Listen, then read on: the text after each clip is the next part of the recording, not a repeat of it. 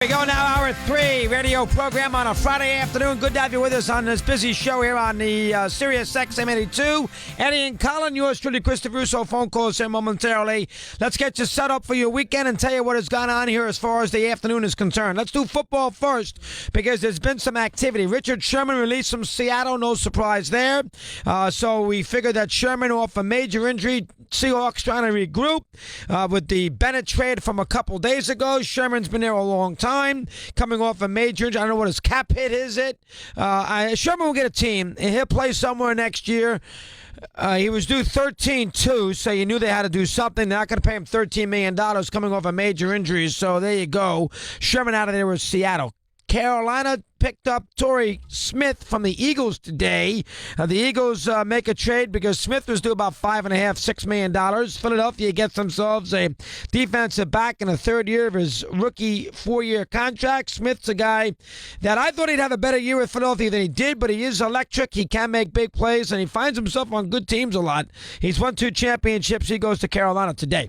Sounds like the Browns are going to get Jarvis Landry from Miami for a couple of draft picks. Landry, of course, had signed a new 1-year deal with the Dolphins for about $16 million in a franchise tender earlier in the week. I don't know how all these rules work. Franchise tenders, not franchise tenders, franchise tags. It drives you crazy. But the Dolphins are going to trade Landry to Cleveland, and away we go. I'll tell you, the Browns are on their way, folks. They got to put it good. They're good up front. Maybe this convinces Joe Thomas to give it another whirl, which would be a plus in the fact that they have a good offensive team. I'm assuming they would like Joe Thomas back. They have 2 picks in the first 4. They got 1 million picks in the draft. They have 2 picks in the first 4 picks of the whole deal. They got 8 picks, I think, overall. I think they got 8 of the first 65 picks. Something crazy. They got 1 million picks. I can look it up if you care. Obviously, they can still. They got need a lot of help. They got to find a quarterback. There's 1 million quarterbacks. If they can't come up with a quarterback this time, shame on them. John Dorsey will run the team. He's a football guy. We'll see. So the Brownies get Landry. If they get Barkley, that's the semblance of an offense. They get a guy who can throw him the ball. Cleveland's got a pretty good defense. Good up front. Joe Thomas comes back. Who knows? Maybe the Browns will be halfway decent. And Mike Evans today signed a new deal with the Buccaneers. $55 million guaranteed. He's the second highest paid receiver in football behind Antonio Brown. So Mike Evans, who's a very good player, he's big and everything else, signs a long-term contract with Cleveland. We keep that on. I keep that going here as far as that is concerned. All right, that's the first thing as far as the NFL goes. The basketball today, there's not a huge surprise I can tell you about. As far as upsets are concerned, Georgia's going to lose. I guess the one big one was Alabama. They beat today. They were down 10 at the half. They came back and beat Auburn in the second half. Alabama, that went into their conference tournament with a 5-game losing streak, have now won 2 in a row, and Alabama's put themselves right back on the cusp. A lot of people think now they're in the NCAAs with Avery Johnson coaching them, and of course today, win going away against Auburn, a team they have beaten twice in the course of the year. So Alabama now will play, looks like Kentucky in the championship in the semifinals tomorrow, with Kentucky, of course, about to beat Georgia. So Alabama now, we put themselves in a scenario where we keep an eye on them. Bubble teams will be interesting. We all know about that. We keep an eye on Middle Tennessee, what they're going to do with Middle Tennessee. Very interesting. Won the regular season Conference USA, 24-7, played a decent schedule. Not only good wins, but good opponents on the road, close losses. And then they lose in their semifinals of their conference tournament, quarterfinals of their conference tournament. We'll see what happens with Middle Tennessee. Interesting call with Notre Dame, too.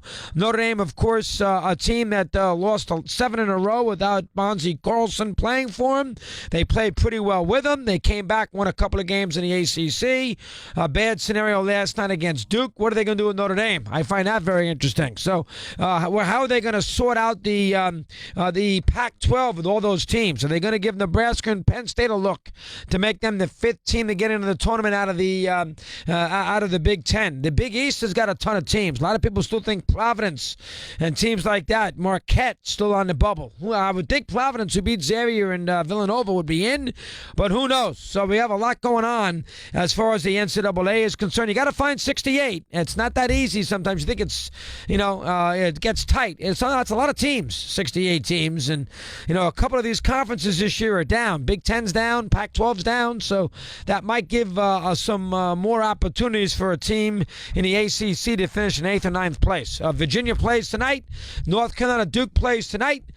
Big East has got, I mean, think about it right now. You got 8 teams in college basketball and 8 tournament teams. Every team that's playing tonight in New York City is going to the NCAA tournament, and they're playing basically 6 miles apart. 4 in Madison Square Garden with maybe 2 1 seeds, and then you have probably the number 1 seed throughout the whole tournament playing, 7-8 miles away as the crow flies, even less in Virginia. So Virginia, Clemson, North Carolina, Duke tonight. Villanova tonight plays the first game at Madison Square Garden. Providence, and they will play, and Providence will play. They will play Providence, and then Xavier later on tonight. I may have that wrong. Xavier plays Providence, and Villanova plays Butler. Those are the 2 games tonight at Madison Square Garden. We keep an eye on that. A lot of conference basketball. This is the time of the year for the sport. If they don't get anything going now, this is when they have to make their hay. We obviously have a huge day on Sunday. Steve and I will give you a 4-hour show on Sunday afternoon that we'll keep an eye on. So we'll begin of that.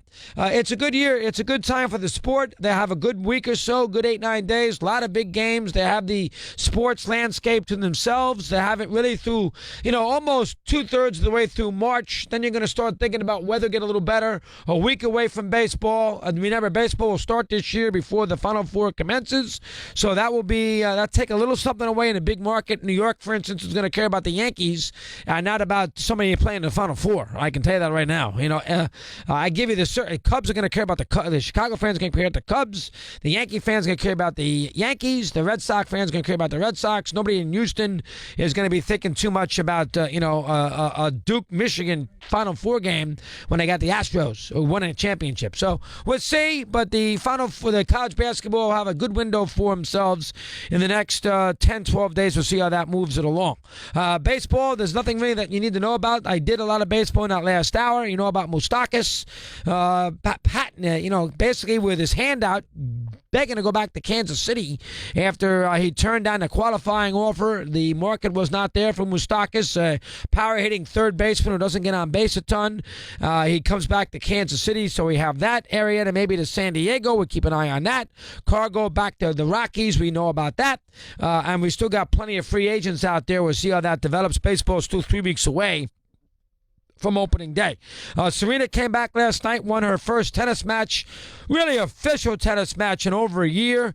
She beat the 54th woman player in the world in straight sets, 7-5, 6-3, pushed just a bit.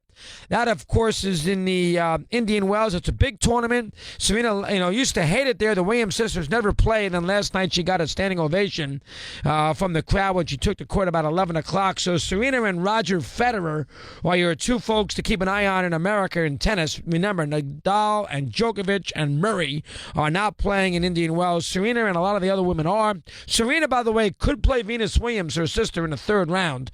That would be on Monday. So they're in the same half of the draw, and that will be pretty quick, so we keep an eye on that. Rockets go for 17 in a row tonight in Toronto. Again, Houston, I'll believe it when I see it. When they go out there and they can deal with Golden State in a big spot. We'll keep an eye on all the lower level teams in the Western Conference. Minnesota struggled, of course, without Jimmy Butler. You know the whole scenario with Oklahoma City.